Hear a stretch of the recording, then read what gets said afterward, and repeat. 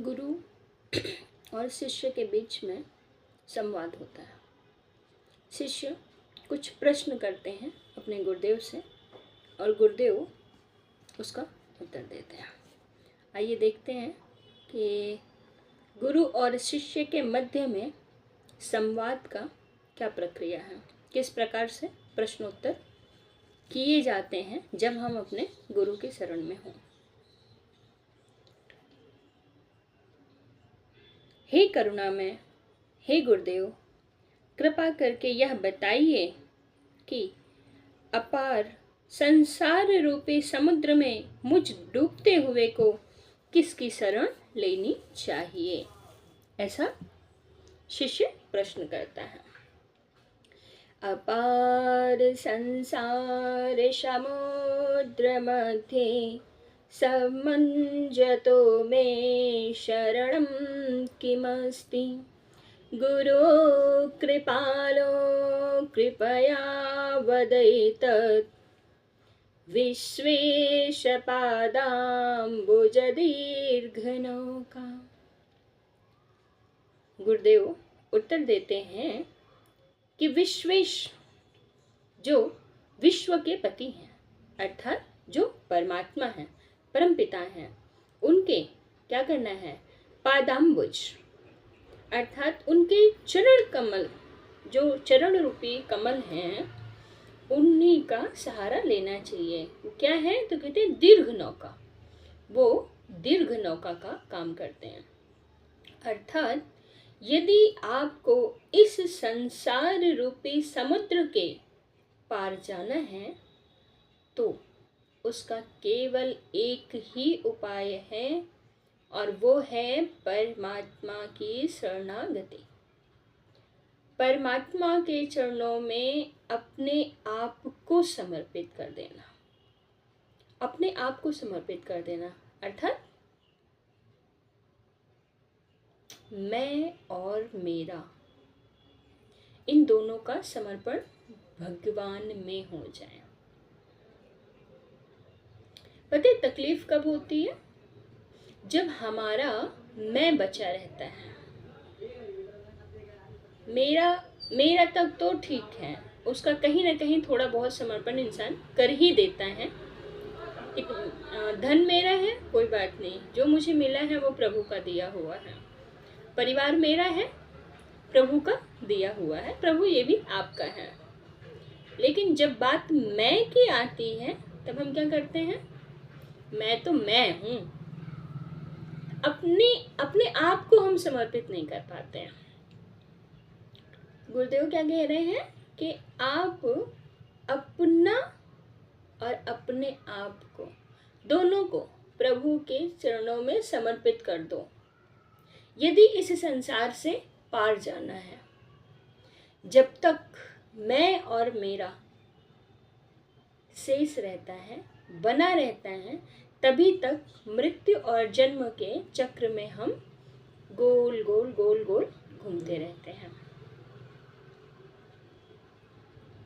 तो हम सभी का, जो भी साधक जन हैं, जिन्हें भी मोक्ष की इच्छा है, भगवत प्राप्ति की इच्छा है, उनके लिए सबसे सरल उपाय ये है कि आज से, अभी से, हे प्रभु, हे दीनानाथ, मैं जो भी हूँ, जैसा भी हूँ, आज से मैं आपका हूँ। आपका होने के लिए मैं अपने आप को बहुत ज़्यादा परिमार्जित करके, बहुत सजा संवार के फिर मैं आपके शरणागति करूं, ऐसा बिल्कुल नहीं है। बोले तो मैं दुष्ट हूं, आपका हूं, मैं खल हूं, आपका हूं, मैं कपटी हूं, आपका हूं, मैं अच्छा हूं, मैं सज्जन हूं, तो भी आपका हूं। मैं जो भी हूं, जैसा भी हूं, आज से और अभी से मैं आपका हूं। इसलिए अब ये आपकी जिम्मेदारी बनती है कि आप मुझे इस लायक बना लें कि मैं आपका होके रह सकूं। और देखिए कैसा अद्भुत चमत्कार होता है जीवन में, जब हम अपने आप को पूरी तरीके से भगवत शरण में अर्पित कर देते हैं तो वो हमें संवार लेते हैं, वो हमें अपने लायक बना लेते हैं। वरना हमारी और आपकी सामर्थ्य नहीं है कि हम अपने पुरुषार्थ से इस लायक हो जाएं कि हमें भगवत प्राप्ति हो जाए। ये कभी संभव नहीं है। ये गुरु और भगवान की कृपा से ही संभव होता है। इसलिए सबसे पहले गुरु की शरण ले, सत्संग का सहारा ले, सद्ग्रंथों का सहारा ले, शास्त्र का सहारा ले और भगवत चिंतन को बढ़ाएं। अच्छा, आप बताएं, जब हमने यूं कहा कि आप अपने आप को भगवान को समर्पित कर दो, जब आपने अपने आप को ही परमात्मा के चरणों में समर्पित कर दिया तो उसके बाद आपको अपने लिए कुछ करने की आवश्यकता रह गई क्या? गीता जी में भगवान ने तो एक तरीके से गारंटी ही ले ली, स्टाम्प पेपर पे लिख के दे दिया है, योगक्षेम वहम में हम, कि हे पार्थ, सभी के योग और क्षेम का वहन मैं करता हूं। अब जबकि हमने अपने आप को प्रभु चरणों में अर्पित कर दिया तो भी हमें अपने भोजन, अपने वस्त्र, अपने निवास की चिंता करने की आवश्यकता है क्या? और अगर चिंता बनी हुई है तो इसका अर्थ ये है कि हमने वाणी से तो खुद को समर्पित किया, लेकिन अपने आप को भी हमने कहीं ना कहीं बचाया हुआ है कि मैं भी कुछ हूं, मैं कुछ करता हूं, मैं कुछ कर सकता हूं। जिस दिन पूर्ण समर्पण हो जाएगा उस दिन आपको अपने भोजन, वस्त्र, निवास, किसी चीज की कोई चिंता नहीं रहेगी।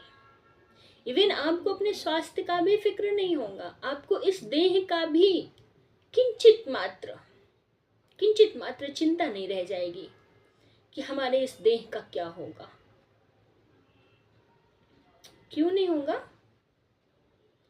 क्योंकि जो सर्वव्यापी है, सर्वज्ञ है, सर्व सामर्थ्यवान है, उसे कुछ छिपा है क्या?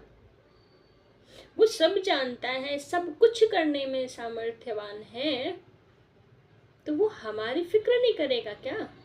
उसे हमारे विषय में जानकारी नहीं होगी क्या? वो हमारे योगक्षेम का वहन नहीं करेगा क्या? वो करते हैं, पूरी तरीके से करते हैं, लेकिन शर्त लगी हुई है कि आप अपने आप को पहले समर्पित तो कर दो। एक बार पूरी तरीके से आप अपने आप को प्रभु चरणों में अर्पित करके देखो और फिर आप देखो क्या कमाल होता है। अरे प्रभु आपके साथ नहीं, आपके पीछे नहीं, आपके आगे आगे चलते हैं। प्रभु हमारे आगे आगे चलते हैं, हमारे मार्ग में आने वाली बाधाओं को, कष्टों को, संकटों को साफ करते हुए। इस रास्ते से मेरा बच्चा जा रहा है, इस रास्ते में कहीं कोई कांटा ना हो, कहीं मेरे बच्चे के पैरों में कोई कांटा ना लग जाए, कहीं से कोई तकलीफ ना हो जाए। प्रभु इतना ख्याल रखते हैं, इतना ख्याल रखते हैं कि शायद कहना भी बेवकूफ़ी ही होगी, मूर्खता होगी। इस संसार में कोई नहीं है जो हमारे प्रभु के जितना हमारा ख्याल रख सके। कितना भी बड़ा प्रेमी आपको क्यों ना मिल जाए, एक समय आता है जब उसका प्रेम धीरे धीरे करके कम हो जाता है और फिर समाप्त हो जाता है। बड़े से बड़ा प्रेमी भी अंततः आंखों में आंसू दे करके, आपके दिल को दुखा करके आपसे दूर हो जाता है। वाकई में अगर आप अपने आप को प्रेम करने के योग्य समझते हैं, अगर आपको लगता है कि आप में प्रेम करने की सामर्थ्य है, तो बंधुओं वो प्रेम वो प्रेम की डोर मेरे प्रभु के चरणों से बांध दो। और गारंटी हम लेते हैं, जिस दिन आपने इनसे प्रेम कर लिया ना, ये जीवन में कभी भी एक क्षण के लिए भी आपको दुखी नहीं होने देंगे, आपका दिल नहीं दुखाएंगे, आपकी आंखों में कभी आंसू नहीं आने देंगे, आपके जीवन में कोई कष्ट नहीं आने देंगे। आपसे ज्यादा आपकी फिक्र इन्हें रहेगी। बस एक बार अपने आप को प्रभु चरणों में अर्पित करने की आवश्यकता है। वो जो विश्वेश्वर है, वो जो विश्वपति है,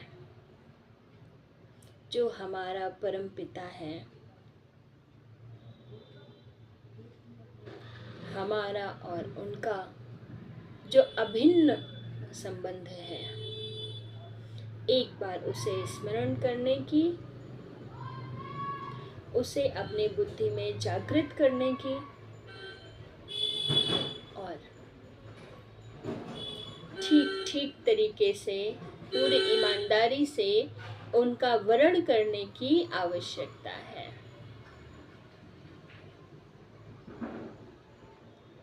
मैं और मेरा, इन दोनों को किनारे रख करके अपनी ममता की समस्त डोरी को उस प्रभु के चरणों में बांध दें। हरि ओम, हरि ओम।